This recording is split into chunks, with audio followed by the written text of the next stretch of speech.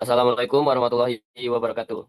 Kenalkan, kami dari kelompok K ST33 mata kuliah kimia akan mempresentasikan sebuah materi yang berjudul pengaruh air hujan asam pada lingkungan dan produktivitas pertanian.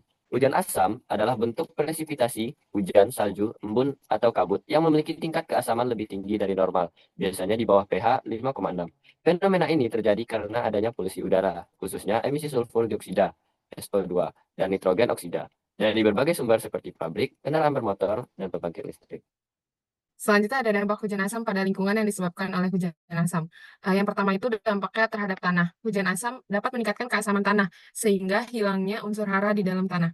Yang kedua itu dampak yang disebabkan hujan asam ke air tanah. Hujan asam dapat mengakibatkan air tanah terkontaminasi logam berat sehingga terdapat penurunan kualitas air tanah. Yang ketiga itu pada tanaman. Hujan asam mengakibatkan kerusakan daun dan jaringan tanaman sehingga mengganggu pertumbuhan tanaman. Selanjutnya, pemaparan mengenai dampak pada lingkungan yang disebabkan oleh hujan asam. Yang pertama yaitu netralisasi oleh mineral tanah.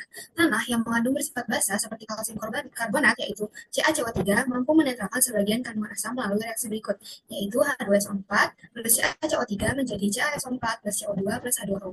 Nah, pada reaksi ini, asam sulfat dinetralkan oleh kalsium karbonat menghasilkan kalsium sulfat yaitu CaSO4, karbon dioksida, CO2, dan air H2O yang tidak membahayakan lingkungan.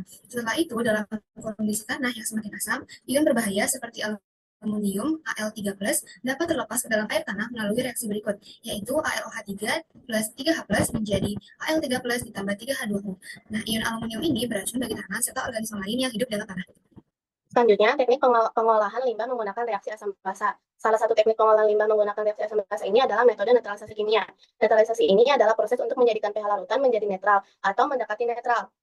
Proses ini dilakukan sebelum air limbah dialirkan ke badan air ataupun ke proses pengolahan limbah secara kimia maupun biologi. Tujuannya untuk menjaga kelestarian biota air. Apabila limbah asam atau basa dialirkan langsung ke badan air akan menyebabkan berkurangnya atau aktivitas atau matinya ekosistem yang ada di laut.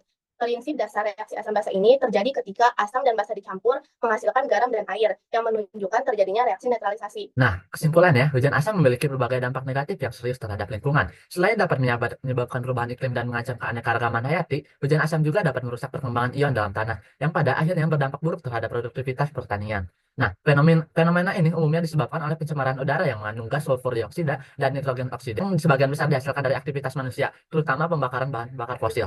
Nah, untuk mengurangi dampak hujan asam, diperlukan upaya nyata seperti mengurangi penggunaan bahan bakar fosil dan mendorong pemanfaatan transportasi umum, khususnya di wilayah perkotaan. Baik, kami ucapkan terima kasih kepada presenter yang telah membawakan materi tentang hujan asam. Demikianlah materi dari kelompok kami, kelompok KST33. Salah dan janggal kami mohon maaf. Wassalamualaikum warahmatullahi wabarakatuh.